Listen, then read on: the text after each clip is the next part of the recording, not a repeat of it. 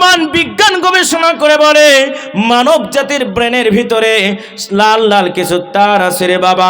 ওই লাল লাল তারখানা যদি একটা বার নয়, দুইটা বার নয়, এই পৃথিবীটাকে যদি 2.5 বার পর্যন্ত ঘোরানো হয়, বিজ্ঞানের কথা অনুযায়ী 2.5 বার ঘোরানো পরে মস্তিষ্কের লাল লাল তারগুলো অবশিষ্ট থেকে যাবে। জোরে বলা যায় না সুবহানাল্লাহ। এ বান্দা, আমি আল্লাহ রাব্বুল আলামিন তোমার আঙ্গুলের মধ্যে সেন্সর দান করলাম, তোমার পায়ের ভিতরে সেন্সর দান করলাম। তোমার আঙ্গুলের ছাপটা পৃথিবীর কারো আঙ্গুলের ছাপের সঙ্গে মিলে না।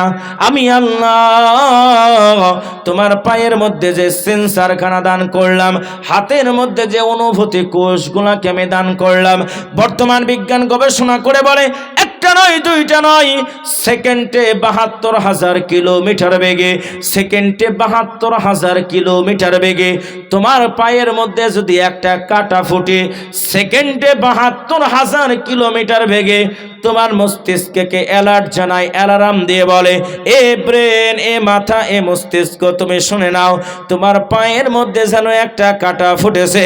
জোরে বলা যায় না সুবহানাল্লাহ। এ সোনার চাঁদ ভাইয়েরা, লক্ষ্য করে দেখেন, আপনার চোখ কাটাখানা দেখলো না, আপনার জিহ্বা কাটার স্বাদ গ্রহণ করলো না। আল্লাহ বলে, বান্দা, আমি রব্বুল আলামিন বান্দা তোমাকে কত ভালোবাসি। তোমার পায়ের মধ্যে কাটা ফুটেছে, তোমাকে একটা পিপেলিকায় দংশন করেছে, কামড়ে দিয়েছে।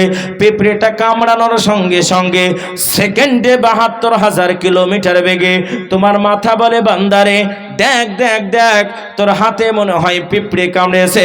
জোরে বলা যায় না একবার সুবহানাল্লাহ? নারে তাকবীর। টিকটিকি পাড়ার যুবক সমাজ, যুব মুসলমানেরা, গভীর মনোযোগ দিয়ে কথাখানা শুনবেন। আমার আল্লাহ তাআলা বলে, বান্দা তুমি শোনো, আমি আল্লাহ রব্বুল আলামিন তোমার মায়ের পেটের ভিতরে সাউনি দিলাম, স্ট্রাকচারার দিলাম, বডি দিলাম। আমি আল্লাহ সুন্দর করে তোমার চেতনাখানা, চেহারাখানা দান করলাম। তাফসীরের মধ্যে বর্ণিত আছে, আমার আল্লাহ তাআলা যখন আদম সন্তানকে তৈরি করার হুকুমখানা জারি করে, ফেরেশতাদেরকে বলে, ফেরেশতা যাও যাও যাও, তোমরা আদম সন্তানকে তৈরি করো। ফেরেশতারা আদমের পা 2খানা তৈরি করলেন, ফেরেশতারা আদমের 2খানা হাত তৈরি করলেন, ফেরেশতারা আদমের বডিখানা বানালেন, ফেরেশতারা আদমের বক্ষখানা বানালেন, কিন্তু ফেরেশতারা আদমের চেহারাখানা বানাতে পারে না। আমার আল্লাহ বলে, ফেরেশতা আদমের চেহারাখানা কেন বানাও না? আল্লাহর ফেরেশতারা বলে, রব্বুল আলামিন আদম কেমন দেখতে হবে আমরা ফেরেশতা সেটা জানি না। আমার আল্লাহ বলো, ফেরেশতা ওয়া কাররাবনা বানি আদম, আমি আল্লাহ রাব্বুল আলামিন পৃথিবীর জমিনে আমার যত সৃষ্টিকুল আছে, আমি যত কিছু সৃষ্টি করেছি, এর মধ্যে একটা ভুল কথা আপনারা শোনেন। আপনাদের মধ্যে অনেকের মুখে আপনারা শুনেছেন 1,24,000 মাখলুকাত। শুনেছেন কি শুনেননি? জোরে বলেন। এটা এই কথা সঠিক নয়। আমার আল্লাহ বলে, বান্দা 18,000 মাখলুকাত। অনেকে বলে এই কথা সঠিক নয়, অনেকে বলে 1,24,000 পয়গম্বর, এই কথা সঠিক নয়। আল্লাহর সৃষ্টি জীবের কোনো কিনারা নাই, অগণিত যার সৃষ্টি। আল্লাহর পাঠানো নবীদের কোনো গণনা নাই, অগণিত নবী। আমার আল্লাহ রাব্বুল আলামিন বলে, বান্দা আমার অগণিত মাখলুকাতের ভিতরে আমি আল্লাহ পাক, আল্লাহ তাআলা সব থেকে বেশি যাকে ভালোবাসে তার নাম হলো আদম। জোরে বলুন একবার সুবহানাল্লাহ, নারে তাকবীর। ফেরেশতারা বলে, মালিক গো, আদম কেমন দেখতে হবে আমরা এটা জানি না, আমরা তৈরি করতে পারবো না। আমার আল্লাহ বলে, ফেরেশতা তোমরা জেনে নাও, আমি আল্লাহ আদমের চেহারাখানাকে আমি আল্লাহ আমার কুদরতি হাত দিয়ে বানাবো। আমার আল্লাহ রাব্বুল আলামিন নিজের কুদরতে হাত দিয়ে আদম সন্তানের চেহারাখানা তৈরি করলেন। আপনি বড় অবাক হয়ে যাবেন, আপনার চেহারার গঠন পদ্ধতিখানা কত সুন্দর। এই যে চোখ আছে, চোখের উপরে একটা হাড় আছে। আপনার চোখের মধ্যে একটা পোকা ঢোকার আগে আপনার মেধা আপনাকে জানিয়ে দেয়, আপনার পাতা আপনাকে জানিয়ে দেয় পোকাটা আসবে, সঙ্গে সঙ্গে একটা পর্দা আবরণ করে। জোরে বলা যায় না সুবহানাল্লাহ? সোনার চাঁদ ভাইয়ের, আমার আব্বা জেনারেল শুধু তাই নয়, আমার আল্লাহ বলে বান্দা আমি আল্লাহ পাক আল্লাহ তাআলা তুমি যখন তোমার মায়ের পেটের মধ্যে ছিলে, তোমার মা এত কষ্ট করে তোমাকে পেটের মধ্যে ধারণ করে, একদিন নয় 2 দিন নয় 10 মাস 10 দিন ধরে তুমি তোমার মায়ের পেটের মধ্যে ছিলে। তোমার মা ডান দিকে শুতে পারে না, তুমি জানো মায়ের বাম দিকে লাত মারো। তোমার মা ডান দিকে শুতে পারে না, বাম দিকে লাত মারলে বাম দিকে শুতে পারে না, ডান দিকে তুমি তোমার মায়ের পেটের মধ্যে লাত মারলে। এমন করে 10 মাস 10 দিন তোমার জনম দুঃখিনী মা কত কষ্ট করে তোমাকে পেটের মধ্যে লালিত পালিত করে। বর্তমান বিজ্ঞান গবেষণা করে বলে মানব জাতি যখন মায়ের পেটের মধ্যে থাকে ওই সন্তানের খাবারের প্রয়োজন হয়। আমার আল্লাহ বলে বান্দা দুনিয়ার কোনো ডাক্তার পারে না, দুনিয়ার কোনো মাস্টার পারে না, দুনিয়ার কোনো এমবিবিএস নাই, দুনিয়ার কারো কোনো ক্ষমতা নাই। আমি আল্লাহ তোমার মায়ের পেটের ভিতরে তোমার খাবারের ব্যবস্থা করবে। আমি আল্লাহ রব্বুল আলামিন বান্দা তোমার মায়ের পেটের ভিতরে সুন্দর করে তোমার একটা খাবারের ব্যবস্থা করলাম। আমার আল্লাহ আপনার নাড়িখানাকে মায়ের নাড়িটাকে জয়েন্ট করে নিলেন, ফিক্স করে নিলেন। জয়েন্ট করে নেওয়ার পরে আপনার আমার মায়ের নাপাক রক্তটা বন্ধ করে দিয়ে আল্লাহ নাড়ি দিয়ে আপনার জন্য মায়ের পেটের মধ্যে খাবারের ব্যবস্থা করলেন। জোরে বলুন একবার সুবহানাল্লাহ। এখানে একটা প্রশ্ন আছে, আল্লাহকে জিজ্ঞেস করেন, কোরআনকে জিজ্ঞেস করেন, কোরআন গো মানুষ দুনিয়ার বুকে খায় মুখ দিয়ে, খায় কি খায় না? জোরে বলেন, আপনারা মুখ দিয়ে খান না? মানুষ খায় মুখ দিয়ে, আল্লাহ কেন পেটের মধ্যে নাড়ি দিয়ে খাওয়ালেন? জোরে বলা যায় না সুবহানাল্লাহ। পেটের মধ্যে আল্লাহ কেন মুখ দিয়ে খাওয়ালেন না? আসুন কোরআন কি বলে। পবিত্র কোরআনুল কারীম উত্তর দিয়ে বলে, পৃথিবীর মানুষ প্রশ্ন করেছো কোরআন, মানুষ খায় মুখ দিয়ে, পেটের মধ্যে কেন মুখ দিয়ে খেলো না? আল্লাহর কোরআন জানিয়ে দিয়ে বলে ইউসাব্বিহু লিল্লাহি মা ফিস সামাওয়াতি ওয়া মা ফিল আরজ। হে পৃথিবীর মানুষ, হে বিশ্ব ব্রহ্মার মানুষ, তোমরা শুনে নাও, আমি আল্লাহর কোরআন জানিয়ে দিয়ে বললাম পৃথিবীর বুকে যাহা কিছু রয়েছে, কাক থেকে শুরু করে, কোকিল থেকে শুরু করে, মৌমাছি থেকে শুরু করে পৃথিবীর যত কীট পতঙ্গগুলো আছে, আজ দুনিয়া থেকে সমুদ্র নিচে কোটি কোটি হাজার কিলোমিটার নিচে ছোট্ট কিছু পোকার সেখানে সাইলাপ রয়েছে, অনুবীক্ষণ যন্ত্র দিয়ে যেটা দেখা যায় না। আপনার হাতে অনেক রকমের ব্যাকটেরিয়া আছে যেগুলো অনুবীক্ষণ যন্ত্র ছাড়া দেখা যায় না। আল্লাহ তাআলা বলে বান্দা দুনিয়ার মধ্যে যাহা কিছু রয়েছে সব কিছু আমি আল্লাহ আমার তাসবিহ আদায় করে। জোরে বলা যায় না সুবহানাল্লাহ। কাক কাকা করে না, কাক তার জবানে আল্লাহ আল্লাহ বলে জিকির করে। কোকিল কুহু কুহু করে না, কোকিল তার জবানে আল্লাহু আল্লাহু বলে জিকির করে। এমন করে মৌমাছিরা ভ ভ করে না, মৌমাছিরা তারা নিজের জবানে আল্লাহ আল্লাহ বলে জিকির করে। বান্দারে দুনিয়ার বুকে যখন তুমি ভূমিষ্ঠ হবে, তৈরি হবে, জবান দিয়ে আল্লাহ আল্লাহ বলে জিকির করবে। এই জন্য আমি আল্লাহ রব্বুল আলামিন তোমার মায়ের পেটের ভিতরে তোমার জবান কানাকে পবিত্র করে রাখলাম। জোরে বলা যায় না সুবহানাল্লাহ। নারে তাকবীর। বলে বান্দা তোমার মায়ের পেটের মধ্যে তোমার জবানটাকে করলাম পবিত্র। আর বান্দা যখন দুনিয়ায় ভূমিষ্ঠ হয়ে গেল, আজকে আপনাদের এই টিকটিকি পাড়া লালবাগের কথা বলতে পারবো না, আজকে মুসলমানের সন্তানগুলা জবানটাকে পবিত্র করে লাল পানি নীল পানি সবুজ পানির মেলা বসায়। বসায় কি বসায় না? জোরে বলেন, বসায়। লাল পানি নীল পানি সবুজ পানি এমন মাল খেয়েছে, মাল খেয়ে চিৎপেটাং হয়ে পড়ে আছে। কুকুর রাস্তা দিয়ে চলে যাচ্ছে আর ও বলছে আরেকটু দে, মাতাল হয়েছে, বলে আরেকটু দে আরেকটু দে। আর কুকুর মনে মনে ভাবছে পেশাবো লেগেছে, কি করবো রে। আর এদিকে আওয়াজ আসছে আরেকটু দে, বলছে মাল মনে হয় ওই দিকেই দিতে হবে। একবারে কুকুর তার ঠ্যাংটা তুলে একবারে AK-47টা বের করে স্যার করে মাল ছেড়ে দিয়েছে। আর পড়বে তো পড়বে, ওই মাতালের মুখে পড়ছে। আর ও বলছে আরেকটু দে। একবারে ওই রহমতের পানি যখন মাতালের মুখে পড়ে, সে বলে আরেকটু দে। কত সাদরে রহমতের পানি, যত আছে ঢেলে দে। কুকুর মনে মনে ভাবছে যে জায়গা যখন পেয়েছি ভিতরে রাখবে না, একবারে ঠেস মেরে যত আছে ঢেলে দিয়েছে। আর ও মনে মনে ভাবছে মাল মনে হয় আমি পাশে আরেকটু দে। আজকে যুবকের এইরকম পরিস্থিতি আসে না নাই বাবা? তাড়াতাড়ি বলেন। আমার ভাই রাগ করছেন আপনারা? দোয়া করে দেব? রাগ করছেন আপনারা? আল্লাহ রাব্বুল আলামিন বলে বান্দা শোনো, আমি তোমার আল্লাহ, তোমার মা এত তোমাকে ভালোবাসে না, তোমার আব্বা তোমাকে এত ভালোবাসে না, তোমার আত্মীয় স্বজন তোমাকে এত ভালোবাসে না, আমি আল্লাহ তোমাকে যতটা ভালোবাসি। বাস্তবের সঙ্গে একটা কথা আপনাদেরকে জানাই, এই তো কয়েক বছর পূর্বে আমাদের কাছে একটা মহামারী ছিল যার নাম হলো করোনা। হাইরে মহামারী, এত মহামারী, এত মহামারী, সারা পৃথিবীটা নিস্তব্ধ হয়ে গেল।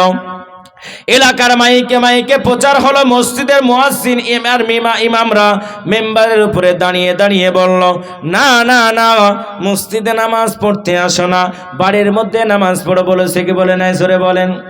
আর মুসলমানের সন্তানগুলা মনে মনে ভাবলো, মরবো তো মসজিদে মরবো, বাড়িতে আমরা মরবো না। নামাজের জন্য মানা করে, নিচতলা উপরতলা তিনতলা যত আছে লোড হয়েছে। কাহিনী জোরে বলেন।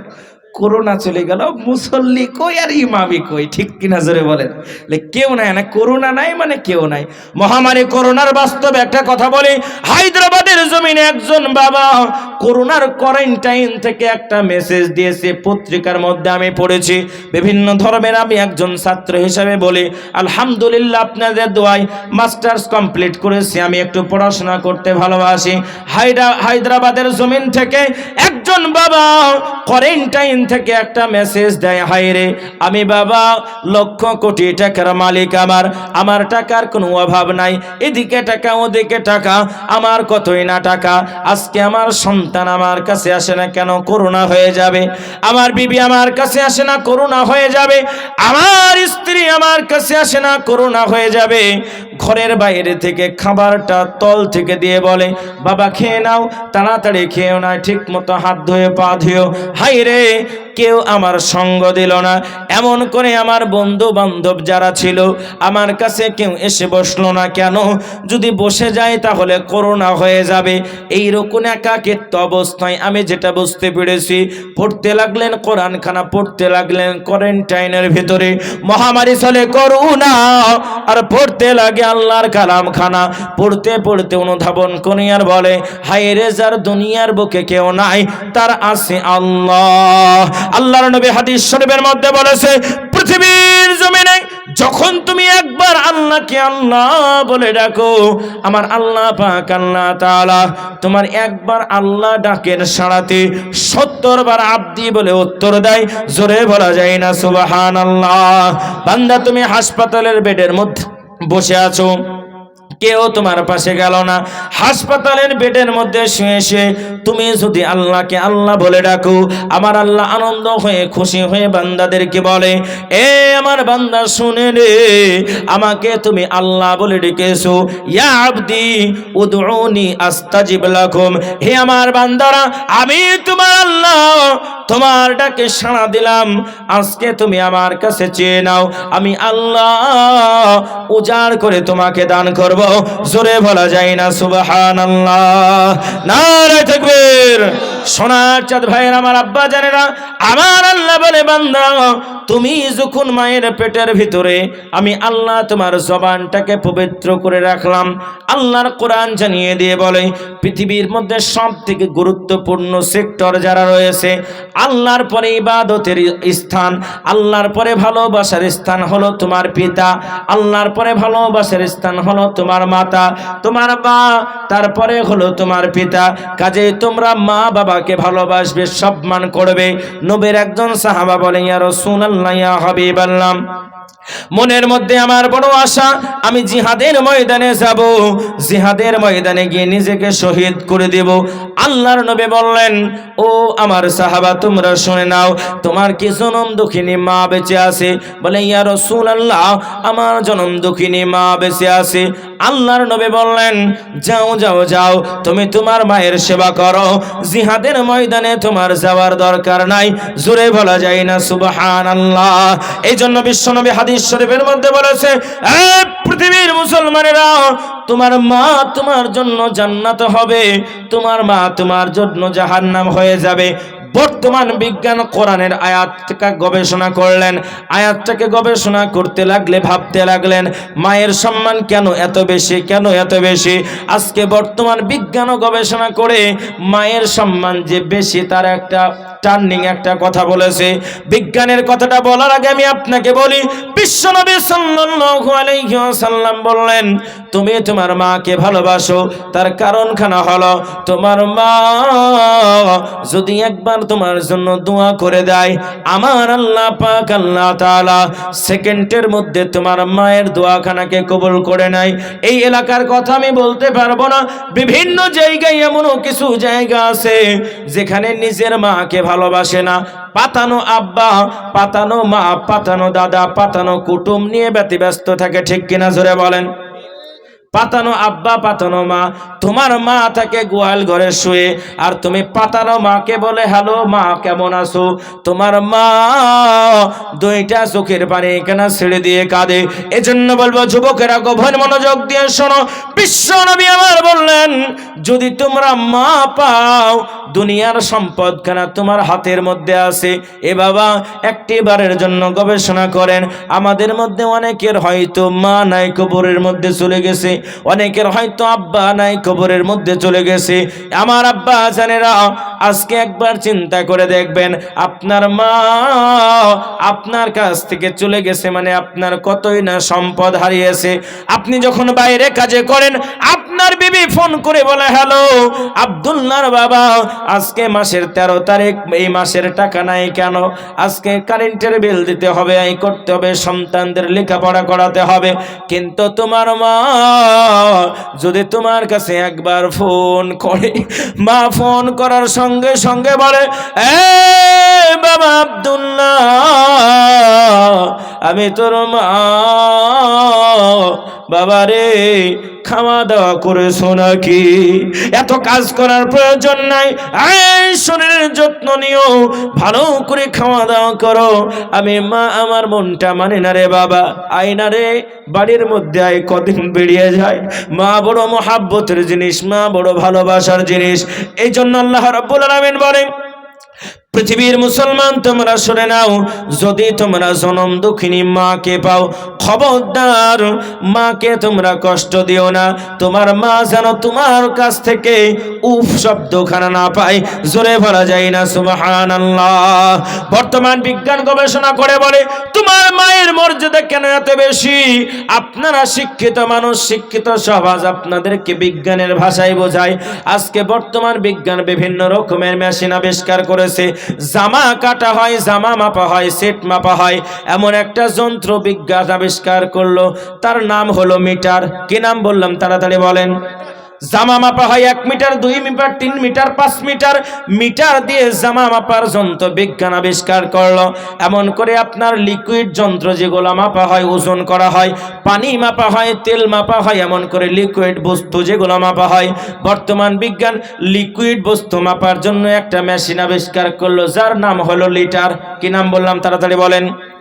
মিটার আর লিটার থেকে গেল।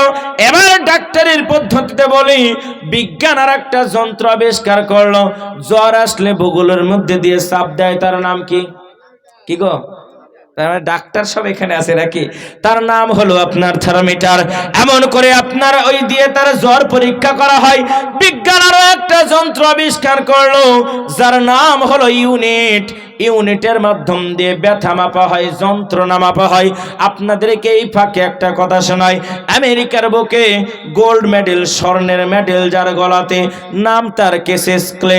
আমেরিকায় 2 শ্রেণীর মানুষ বসবাস করে, একটা হলো সাদা চামড়া, একটা হলো কালো চামড়া, একটা হলো ব্ল্যাক স্কিন, একটা হলো হোয়াইট স্কিন।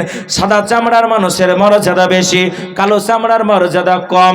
আমেরিকার একটা হোটেলের গায়ে লেখা আছে no entry for black man, এখানে কোনো কালো মানুষ যেতে পারবে না। কিন্তু কেসিস ক্লে আলকাতরার থেকে ছিল কালো, মানে ধবধবে ফাঁসা নাকি, আলকাতরার মতন কালো। এত কালো আমেরিকার হোটেলে ঢুকতে দিল না। কেসিস ক্লে দারোয়ানকে একটা ঘুষি মেরেছিল, ঘুষিটার ওজন ছিল 1 কুইন্টাল 94 কেজি। কত বললাম? 1 কুইন্টাল 94 কেজি, এগুলাও কমা, অন্যদিন বলবো। সোনার চাঁদ ভাইয়ের আমার আব্বা জানেরা, এইরকম ভাবে ইউনিটের আবিষ্কার হলো। ঘুষি মাপা হয়, যন্ত্র মাপা হয়, ওজন মাপা হয় ইউনিটের মাধ্যম দিয়ে। বিজ্ঞান ইউনিট খান আবিষ্কার করে দেখলো যন্ত্র কেমন। এইবার আপনাকে বোঝাই ইউনিটের মাধ্যম দিয়ে মা কেমন যন্ত্রণা সহ্য করে। আল্লাহর কোরআন জানিয়ে দিয়ে বলে, পৃথিবীর বুকে তোমার মা যত যন্ত্রণা সহ্য করে আর কেউ সহ্য করতে পারে না। এই জন্য আমি আল্লাহ কোরআনের মধ্যে করলাম বর্ণনা, তোমরা তোমার মায়ের সেবা করো, তোমরা তোমার মায়ের ভক্তি করো। বর্তমান বিজ্ঞান গবেষণা করে বলে, একটা মানুষের 18টা জয়েন্টের হাড়কে যদি আপনি ভেঙে দেন, একটা মানুষের 18টা জয়েন্টের হাড়কে ভেঙে দেওয়ার পরে তার ব্যথা হয় 42 ইউনিট পর্যন্ত। আপনি একটা লালবাগে টিকটিকে পাড়ার একটা মানুষকে ডাকেন, তার পায়ের এই গিরান হাড়খানা ভেঙে দেন, আপনার এই জায়গার হাড়খানা ভেঙে দেন, মাজার হাড়খানা ভেঙে দেন, 2 হাতের আঙ্গুলগুলোকে ভেঙে দেন, কবজিগুলোকে ভেঙে দেন, বক্ষগুলিকে ভেঙে দেন, ঘাড়খানাকে ভেঙে দেন, মস্তিষ্কটাকে ভেঙে চূর্ণ বিচূর্ণ করে দেন। এইরকম ভাবে 18টা জয়েন্টের হাড়কে যদি আপনি ভেঙে গুড়িয়ে দেন, গুড়িয়ে দেওয়ার পরে যদি আপনি বলেন যে আয় এই ফুটবল ময়দানে একটা গোল দিয়ে দে, যে গোল দিতে পারবে 5 লাখ টাকা পুরস্কার দেওয়া হবে। বলুন তো কোনো বাপের বেটা আছে নাকি উঠে দাঁড়াতে পারে? পারবে? কেউ পারবে? পারবে না। বর্তমান বিজ্ঞান গবেষণা করে বলে, মানুষের 18খানা জয়েন্টের হাড়কে ভেঙে দিলে 42 ইউনিট পর্যন্ত তার ব্যথা হয়। কিন্তু তোমার মা, জনম দুঃখিনী মা, কলিজার টুকরা মা, নয়নের পুতুলি মা, তোমার মা সর্বনিম্ন যখন ব্যথা পায়, যখন তুমি দুনিয়ার বুকে আসবে, ছোট্ট একটা রাস্তা, ছোট্ট একটা জায়গা, দুনিয়ার বুকে এমন ভাবে তুমি আসো, তোমার মা সস্সর সস্সর করে রক্তর কাতরা গুলা যেন বইয়ে দেয়। ডাক্তার বলে, বাড়িতে রোগীর গার্জেন কে আছে? বলে, ভাই আমি রোগীর গার্জেন হিসাবে আছি। বলে, রোগীর অবস্থা ভালো না, যদি রোগীকে বাঁচানো যায় সন্তানখানা বাঁচবে না, আর যদি সন্তানকে বাঁচানো যায় রোগীখানা বাঁচবে না। তোমার মা হাসপাতালের বেডের মধ্যে শুয়ে শুয়ে, হাই রে মা, জনম দুঃখিনী মা, তোমার মা হাসপাতালের বেডের মধ্যে শুয়ে শুয়ে কান্না করি আর বলে, ডাক্তার আমি মা 10 মাস 10 দিন সন্তানকে পেটের মধ্যে লালিত পালিত করলাম। ওরে ডাক্তার, আমার সন্তানকে দুনিয়ার আলো দেখাও, প্রয়োজনে আমি মা জীবন দিতে রাজি আছি, সন্তানের মৃত চেহারা দেখতে রাজি নাই। জোরে বলা যায় না সুবহানাল্লাহ? নারে তাকবীর! টিকটিকি পাড়ার তরুণ যুবক নওজোয়ানেরা, আল্লাহর নবী বললেন, হুমা জান্নাতুকা হুমা নারুকা, মা তোমার জন্য জান্নাত হবে, মা তোমার জন্য জাহান্নামের টুকরায় পরিণত হবে। এবার বর্তমান বিজ্ঞান গবেষণা করে বলল, তোমার মা যে বাচ্চা পেশাবের সময় যতখানা ব্যথা অনুভব করে, ব্যথাখানা হয়, বর্তমান বিজ্ঞান গবেষণা করে বলে সর্বনিম্ন ব্যথা হলো 45 ইউনিট পর্যন্ত, 45 ইউনিট পর্যন্ত সর্বনিম্ন ব্যথা তোমার মা সহ্য করে। জোরে বলা যায় না সুবহানাল্লাহ? এই আমার ভাইরা, 18টা জয়েন্টের হাড় ভেঙে দিলে 42 ইউনিট পর্যন্ত ব্যথা হয়। আর তুমি যখন দুনিয়ার বুকে আসো, সর্বনিম্ন তোমার মায়ের ব্যথা হলো 45 ইউনিট। তার মানে এখানে হলো, যদি 36টা জয়েন্টের হাড়কে ভেঙে দাও, তারপরেও তোমার মায়ের বাচ্চা পেশাবের ব্যথার যে ব্যথা, ওই ব্যথার সমকক্ষ হতে পারে না। জোরে বলা যায় না সুবহানাল্লাহ? নারে তাকবীর! এজন্য সোনার চাঁদ ভাইয়ের আমার আব্বা জানেরা, আমার আল্লাহ বলে, বান্দা ওই ছোট্ট জায়গা থেকে আমি তোমাকে তৈরি করলাম। তোমার মাকে তুমি চিনতে না, আমি আল্লাহ তোমাকে চিনালাম। তোমার মায়ের স্তনের মধ্য দিয়ে আমি আল্লাহ এতগুলা ছিদ্র দান করলাম তোমার সুবিধার্থে। তোমার কণ্ঠটা মনে হয় লেগে যাবে, বেঁধে যাবে, এই জন্য আমি আল্লাহ একবারে তুমি দুধখানাকে পান করবে এটা হবে না। আমি আল্লাহ এয়ার কন্ডিশনের মতন তোমার যতটা উপযোগী উপযোগী ওই রকম ভাবে তোমার মায়ের বক্ষের ভিতরে আমি আল্লাহ তোমার জন্য সুন্দরভাবে নরম খাবারের ব্যবস্থা করলাম। এই বান্দা আস্তে আস্তে তুমি বড় হতে শুরু করলে, আমি আল্লাহ তোমাকে মস্তিষ্ক দান করলাম, বিবেক দিলাম, বুদ্ধি দিলাম। এই বান্দা তুমি যখন বালেগে পরিণত হয়ে গেলে, আমি আল্লাহ পৃথিবীর নিদর্শনখানা তোমাকে দেখালাম। রাত্রি হলো, দিন হলো, সব কিছু তৈরি হলো, আমি আল্লাহ সব কিছু তোমাকে দেখালাম। এরপরে বান্দা তুমি বলো, ফাবি আইয়ি আলা রাব্বিকুমা তুকাদ্দিবান। হে পৃথিবীর মানুষ, বলো আমার কোট নিয়ামতটাকে তোমরা অস্বীকার করতে পারবে, মিথ্যা বলে তোমরা স্বীকারোক্তি দিতে পারবে? না না না বান্দা, আমি আল্লাহ রাব্বুল আলামিন পৃথিবীর জমিনে সর্বাবস্থায় তোমাকে সাপোর্ট করেছি, সাহায্য করেছি। কাজে আমি আল্লাহ তোমার একমাত্র মালিক, আমাকেই তোমরা ভয় করবে। জোরে বলা যায় না সুবহানাল্লাহ? নারায়ে তাকবীর। এই জন্য আমার ভাইরা বলুন, ভয় আমরা আল্লাহকে করব কি করব না? জোরে বলেন। কেন করব? এজন্য করব, আল্লাহ আমাকে এই জায়গায় পৌঁছানোর জন্য এত কিছু মেহনত করে আস্তে আস্তে তিলে তিলে আমাকে এই জায়গায় পৌঁছালেন। সোনার চাঁদ ভাইয়ের আমার আব্বাজানেরা, আসুন তিনটি প্রশ্নের উত্তর দিয়ে ইনশাল্লাহ দোয়া করে দেব। রাত্রি প্রায় 10টা হয়ে গেছে, আমাকে আবার রওনা হতে হবে এখান থেকে। আগামীকালকে দুটো প্রোগ্রাম। আলহামদুলিল্লাহ, আপনাদেরকে সাধুবাদ জানাই। 1 নম্বর প্রশ্ন হলো, আল্লাহ রাব্বুল আলামিন পৃথিবীর বুকে আল্লাহর নবীকে কোনো ভার্সিটিতে না পড়ে, কোনো বিদ্যালয়ে না পড়ে এত শিক্ষায় শিক্ষিত হলো কি করে? একবার জোরে বলুন সুবহানাল্লাহ। এত শিক্ষায় কিভাবে নবী শিক্ষিত হলেন? আপনি শুনলে অবাক হয়ে যাবেন। নবীজির সুন্নতগুলা নিয়ে পড়েন, গবেষণা করেন। বর্তমান বিজ্ঞান বলে, যখন তুমি বাথরুমে যাবে বা পেশাবখানায় যাবে বা এইরকম নোংরা আবর্জনা জায়গায় যখন যাবে, তখন তোমার মাথাটাকে ঢেকে রাখবে। কেননা তোমার মাথার মধ্যে কিছু সেলস আছে যেইগুলি অক্সিজেনের মাধ্যম দিয়ে তোমার ব্রেনে পুশআপ হয়। কাজে আল্লাহর নবী বললেন, যখন তুমি এইরকম জায়গায় যাবে মাথাটা ঢেকে যাবে। আজকের বিজ্ঞান গবেষণা করলেন, আর আজ থেকে 1450 বছর পূর্বে আমার নবী পৃথিবীর কোনো বিদ্যালয়ে না পড়ে এই কথা তিনি বলে গিয়েছেন। একবার জোরে বলুন সুবহানাল্লাহ। করোনা কি বললো ডাক্তারে? হাত দাও, পা দাও, মুখ দাও, গরম পানি নাও, এই করো, সাই করো, যতবার ধোবা ততবার শুধু হাত দাও। আর ইসলামের নিয়ম হচ্ছে 5 বার তুমি ওযু করে নাও। যখন 5 বার তুমি ওযু করবে, তোমার শরীরের সমস্ত নোংরা ময়লা মাটিগুলা ধুয়ে যাবে। তার পাশাপাশি তোমার সমস্ত সাগিরা গুনাহগুলা মোচন হয়ে যাবে। একবার জোরে বলুন সুবহানাল্লাহ। কাজে Islam never support of terrorism, Islam complete course of life. আসুন, ইসলাম হলো পূর্ণাঙ্গ জীবন ব্যবস্থার নাম। আপনাদেরকে আরেকটা কথা বলে, আজকে যে বা যারা বলে ইসলাম সন্ত্রাসবাদী, আমেরিকার বুকে একজন গায়িকা নিজের শরীরের পোশাকটাকে খুলে দেয়, লক্ষ লক্ষ টাকা উপার্জন করে, যার নাম হলো মিস মেরি। কি নাম বললাম?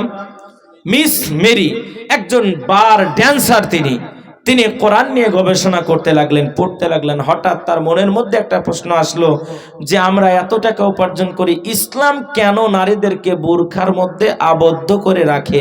এটা আমি জানতে চাই। পড়তে লাগলেন, গবেষণা করতে লাগলেন, দেখলেন যে কোরআন নারীদের যতটা মর্যাদা দিয়েছে, পৃথিবীর মানচিত্রে এতটা মর্যাদা আর কোনো ধর্মগ্রন্থের মধ্যে দেয়নি। একবার জোরে বলুন সুবহানাল্লাহ। আজকের আমার মায়ের আন্দোলন করে, আমার পোশাক যেমন খুশি পরবো তেমন খুশি চলবো, আমি আমার স্বাধীনভাবে চলবো, তাতে তোমার কি আন্দোলন? ইরানের বুকে আন্দোলন শুরু হলো।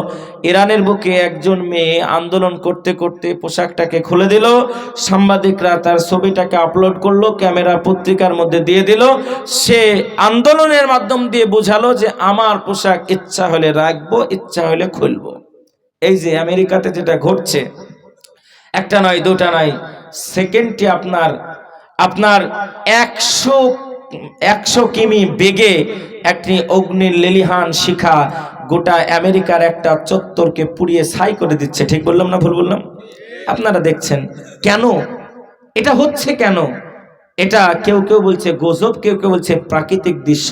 তবে আমরা দেখেছি, পড়েছি, ইতিহাস আমরা জানি, মুসলিম মোরা সিংহের জাতি, কাউকে করে না ভয়, মাথায় মোরা বেঁধেছি কাফন।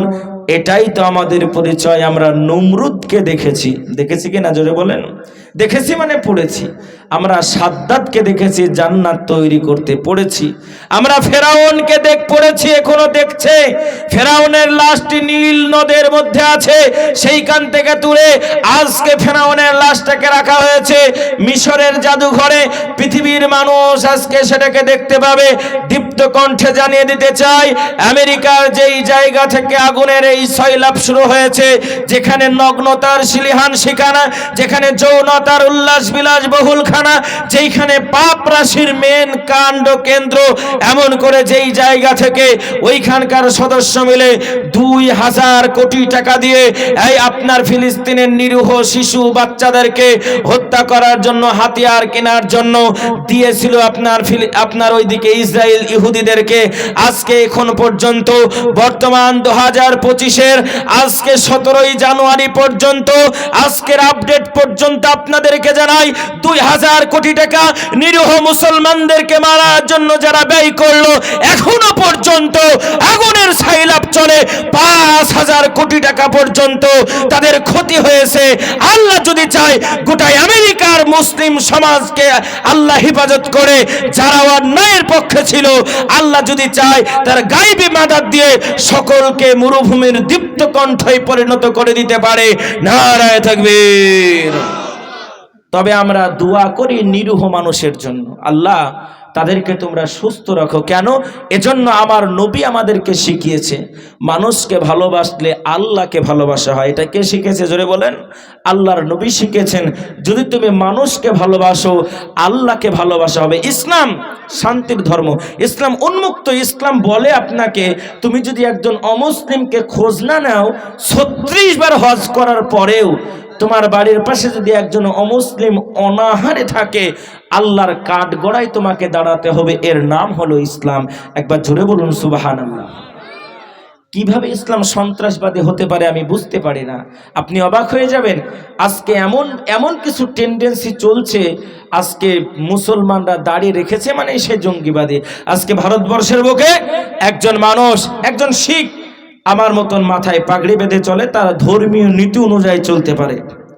একজন অমুসলিম গেরুয়া পোশাক পরে মাথায় তিলক লাগিয়ে দিয়ে চলে, ধর্মীয় নীতি অনুযায়ী সে একজন পণ্ডিত।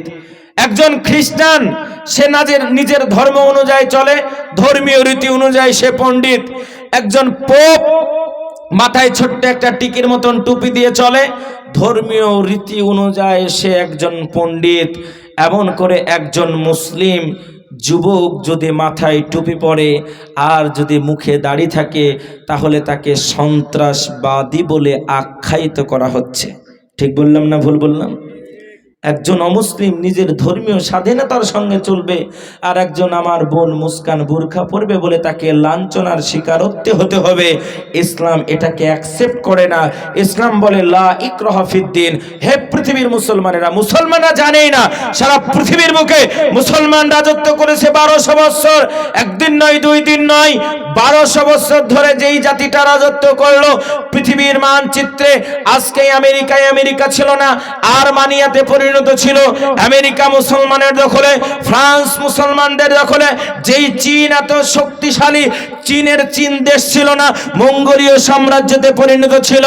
এমন করে সারা পৃথিবীর প্রান্তে 1200 বছর ধরে মুসলমানরা রাজত্ব করলো। সারা পৃথিবী মুসলমানের দখলে, মুসলমানদেরকে কর দিবে পৃথিবীর মানুষ। সুলতান সলেমান শাহ থেকে শুরু করে সুলতান আব্দুল হামিদ পর্যন্ত 1200 বছরের পিরিয়ডে এমন কোন লেখক নাই, এমন কোন গায়ক নাই, এমন কোন পত্রিকা নাই, এমন কোন গ্রন্থকার নাই যারা বলতে পারে মুসলমানের শাসকেরা, মুসলমানের রাজারা, মুসলমানদের মন্ত্রীরা জোরপূর্বক ভাবে অমুসলিমদেরকে মুসলমান করেছে। নেভার, কখনো নয়। ইসলাম বলে লা ইকরাহা ফিদ্দিন, দিনের মধ্যে কোনো জবরদস্তি নাই। জোর করে মুসলমান করালেও সে মুসলমান হবে না। এর নাম হলো ইসলাম। নারায়ে তাকবীর। কাজে আমরা বার্তা তাদেরকে দিতে চাই, শুনুন, আজকে হরিয়ারপাড়ার ছোট্ট দুধের শিশুর মুখে যারা আজকে জঙ্গিবাদের গন্ধ শুকতে পায়, তাদেরকে বলতে চাই, ভারতবর্ষ স্বাধীন হয়েছে তোমার মতন টাটা পড়া লোক নিয়ে নয়। ভারতবর্ষ স্বাধীন হয়েছে তোমার মতন সাম্প্রদায়িক লোক নিয়ে নয়। ভারতবর্ষটা স্বাধীন হয়েছে আপামর জনতা নিয়ে, যেখানে মুসলিম মায়ের সন্তানের টন টন রক্ত ভারতের মাটিতে পুঁতা আছে, যেখানে হিন্দু মায়ের সন্তানের টন টন রক্ত ভারতের মাটির মধ্যে পুঁতা আছে। আজকে যে বা যারা বলে ভারতবর্ষে মুসলমানদের কোনো অস্তিত্ব নাই, ভারতীয় মুসলমানদের কোন যুক্তিতে থাকবে, তাদেরকে বলতে চাই ভারতবর্ষের মুসলমান যারা, আপনাদেরকে একটা ইনফরমেশন দিই, ভারতবর্ষের মুসলমান যারা এরা হলো ভারতবর্ষের আদিবাসী। এর কারণ হচ্ছে পৃথিবীর বুকে সর্বমহামানুষ যিনি জন্মগ্রহণ করলেন তার নাম হলো আদম, আর আদমের পাটা পড়েছিল সিংহলে। শ্রীলঙ্কা, ভারত, বাংলাদেশ, পাকিস্তান সব এক, কাজেই বোঝা গেল আমার বাবার পা পড়েছে ভারতে, জন্মসূত্রে আমরা ভারতীয়। জোরে একবার চিৎকার করে বলে নারায়ে তাকবীর। আজকে তারা কিসের প্রমাণ দেখতে চায়? আজকে কেন বলা হবে দাড়ি ধরে মারব, টান চলে যাবে আফগানিস্তান? নেভার, এটা মেনে নিতে পারি না। দীপ্ত কণ্ঠে তাদেরকে জানাই, যুব সমাজ, সভ্যতার সমাজ, ইতিহাস তোমাদের জেনে রাখা দরকার। 1947-এর যখন ভারতবর্ষ স্বাধীন হয়, ভারতবর্ষ স্বাধীন হওয়ার আগে সর্বপ্রথম একটা আন্দোলন হলো রেশমি রুমাল আন্দোলন। আজকে মুসলমানদের মধ্যে কিছু সংখ্যক মুসলমান বলে ভারতবর্ষে মুসলমানদের কি অবদান আছে, তারা আল্লামা ফজলে হক খয়রাবাদীর জীবনী পড়েনি। আল্লামা ফজলে হক খয়রাবাদী যজ্ঞপূর্ণ একজন আলেম ছিলেন, যেই খয়রাবাদী ভারতবর্ষের বুকে ভারতীয় মুসলমানদের জন্য, ভারতবর্ষ হিসাবে ভারতীয়দের জন্য আপামর জনতাকে নিয়ে যখন লড়াই করে, খয়রাবাদীকে ইংরেজরা জেলখানায় ভরে দিল। জেলখানার আন্দামানের জেলখানায় খয়রাবাদীকে এত অত্যাচার করলো, ছোট্ট একটা ঘরের মধ্যে খয়রাবাদী দাঁড়াতে পারে না, খয়রাবাদী বসে পারে না, চতুর্দিকে যেন আপনার পেরেক পোতা আছে। এইরকম ছোট্ট একটা জায়গাতে বিখ্যাত বড় একজন আলেমকে ভরে দিয়ে জেলখানার মুখটাকে মেরে দেওয়া হলো। ফজলে হক খয়রাবাদীকে শহীদ করে দেওয়া হলো, সন্তানকে জানাজার নামাজ পড়তে দেওয়া হলো না। এটাই হলো ভারতবর্ষের সম্প্রীতি। আমরা ভেবেছিলাম ভারতবর্ষ আমাদের, এটা না হিন্দুর, না মুসলমানের, না জৈনর, না বুদ্ধর, আমরা ভারতীয়। ধর্ম ডিভাইডেড আমরা করি না। হাতটা পেতে দাও, মুসলমানের হাতের উপরে হিন্দুর হাত বসলো, হিন্দুর হাতের উপরে খ্রিস্টানের হাত বসলো। আপামর জনতা ঐক্যবদ্ধ হয়ে মোরা এক বৃন্তে দুটি কুসুম, হিন্দু মুসলমান, এসো আমরা লড়বো, ইংরেজের বিরুদ্ধে লড়বো। ইংরেজদের বিরুদ্ধে লড়তে শুরু করলো। লড়তে লড়তে লড়তে লড়তে লাল সবুজ গেরুয়ার পতাকা উত্তোলন করে ভারতবর্ষের বুকে স্বাধীন একটাই রাষ্ট্র পতিত হলো। ইতিহাস আমরা জানি। যে বা যারা বলে এ কথা কোথায় লেখা আছে, চলে যাও আমেরিকার হোয়াইট হাউসে, হিস্ট্রি অফ ইন্ডিয়া, ইন্ডিয়ার ইতিহাস নামক একটি বই আছে, যেখানে লেখা আছে ভারতবর্ষের বুকে সব থেকে বেশি অবদান ছিল যারা, তারা হলো দাড়িওয়ালা, টুপিওয়ালা, নামাজি মুসলমানেরা। তাকবীরটা উঁচু করে বলি নারায়ে তাকবীর। আমার ভাই, তবে কেন এত জটিলতা? জটিলতা হওয়ার কারণ হচ্ছে একটাই, যুগ যুগ ধরে আবু জেহেল চলে গেছে, তার উত্তরসূরি এখনো আছে না নাই? জোরে বলেন। ইংরেজ আছে, ইংরেজ চলে গেছে, ইংরেজের চামচা এখনো আছে। চামচা যারা, তারা ভাবছে আমরা দেশটাকে ডিভাইডেড করব ধর্মীয় রীতি অনুযায়ী। আমরা বলতে চাই ভারতবর্ষের বুকে পোকা হয়ে যাব, মরে যাব, এই দেশ আমরা ছাড়ব না। উই লাভ মাই কান্ট্রি, আমরা আমাদের দেশকে ভালোবাসি। আওয়াজটাকে উঁচু করে বলে নারায়ে তাকবীর। আমার ভাইয়েরা, তবে সংবিধানের কিছু কথা আপনাকে বলি, এটা না বললেই নয়। আজকে যারা ওই ছোট্ট শিশুর মুখে জিহাদের গন্ধ পেয়ে ওই দিল্লির পার্লামেন্টে দূরবীন দিয়ে মসজিদের তলে মন্দির দেখতে পাচ্ছে না, কি বলছেন আপনারা? ওইখানে দূরবীন ফিট করছে আর এদিকে দেখছে, তাদেরকে বলতে চাই আমার ভাই, এইরকম অপসংস্কৃতি নীতি তোমরা যেটা চালাচ্ছ, ভারতবর্ষের জনগণ যারা আছে তারা একটা টাইমে যেই রকম ভাবে ইংরেজদেরকে বিতাড়িত করেছে, তোমাদেরকেও ঠিক তদ্রুপ ভাবে বিতাড়িত করবে।